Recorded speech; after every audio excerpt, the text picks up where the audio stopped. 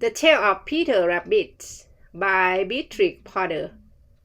I read this I think 2 years ago, and I would like to read again and compare my reading skill. Once upon a time, there were 4 little rabbits, and their names were Flopsy, Mopsy, Cottontail, and Peter. They lived with their mother in a sandbank underneath the roots of a very big fir tree. "Now, my dears," said old Mrs. Rabbit one morning, "you may go into the field or down the lane, but don't go into Mr. McGregor's garden. Your father had an accident there. He was put in a pie by Mrs. McGregor. Now running along and don't get into mischief. I'm going out." Then old Mrs. Rabbit took a basket and her umbrella to the baker's. She bought a loaf of brown bread and 5 currant buns. Flopsy, Mopsy, and Cottontail, who were good little bunnies, went down the lane to gather blackberries. But Peter, who was very naughty, ran straight away to Mr. McGregor's garden and squeaked under the gate. First, he ate some lettuces and some French beans, and then he ate some radishes, and then, feeling rather sick, he went to look for some parsley. But round the end of a cucumber frame, whom should he meet but Mr. McGregor? Mr. McGregor was on his hands and knees, planting out young cabbages, but he jumped up and ran after Peter, waving a rake and calling out, "Stop, thief!"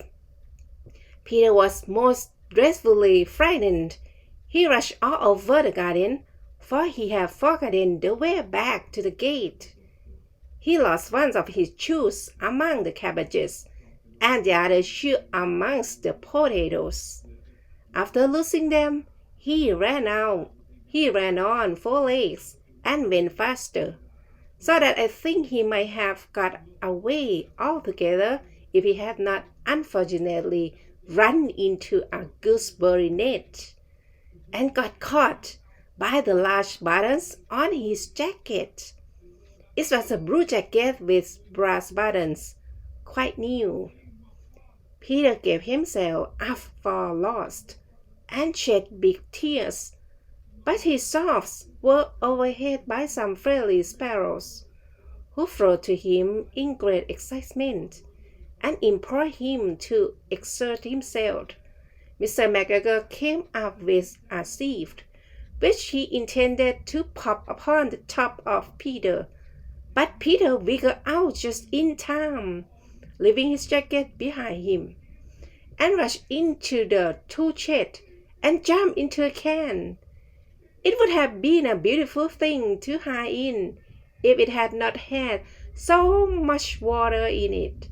Mr. McGregor was quite sure that Peter was somewhere in the tool shed, perhaps hidden underneath a flower pot.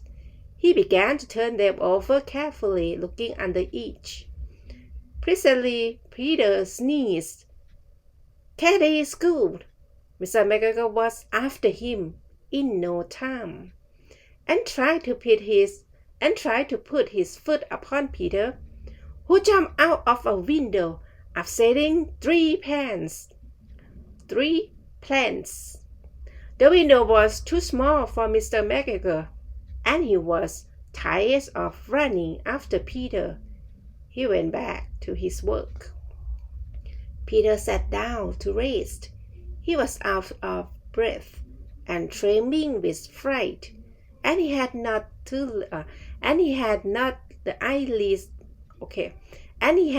the least idea which way to go.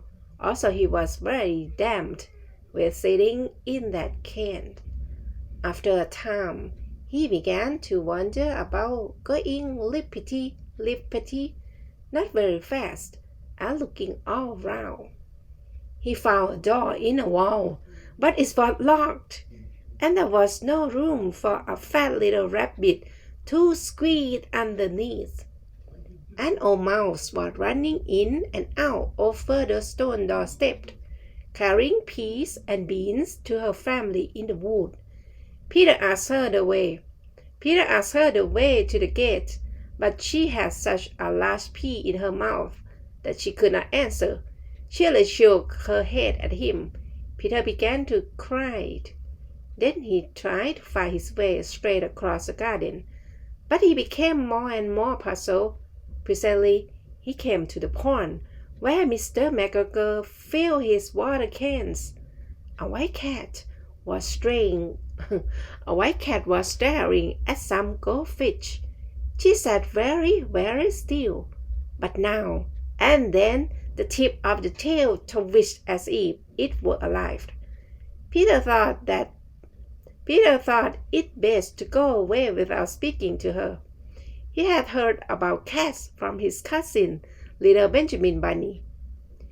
He went back towards the tool shed, but suddenly, quite close to him, he heard the noise of a whole scratch. Peter scuttled underneath the bushes, but presently, as nothing happened, he came out and came upon a wheelbarrow and peeped over. The first thing he saw was Mr. McGregor hoeing onions. His back was turned towards Peter, and beyond him was the gate. Peter got down very quietly off the wheelbarrow and started running as fast as he could go along a straight walk behind some blackcurrant bushes. Mr. McGregor caught sight of him at the corner, but Peter did not care. He slipped underneath the gate and was safe at last in the wood outside the garden. Mr. McGregor hung up the little jacket and the shoe for a scarecrow. Okay, Mr. McGregor hung up the little jacket and the shoes for a scarecrow to frighten the blackbirds. Peter never stopped running or looked behind him till he got home to the big fir tree. He was so tired that he flopped down upon the nice soft sand on the floor of the rabbit hole and shut his eyes. His mother was busy cooking. She wondered what he had done with his clothes. It was the second little jacket and pair of shoes that Peter had lost in a fortnight. I am sorry to say that Peter was not very well during the evening. His mother put him to bed and made some chamomile tea, and she gave a dose of it to Peter. 1 tablespoonful to be taken at bedtime. But Flopsy, Mopsy, and Cottontail had bread and milk and blackberries for supper. The end. Okay, not very good.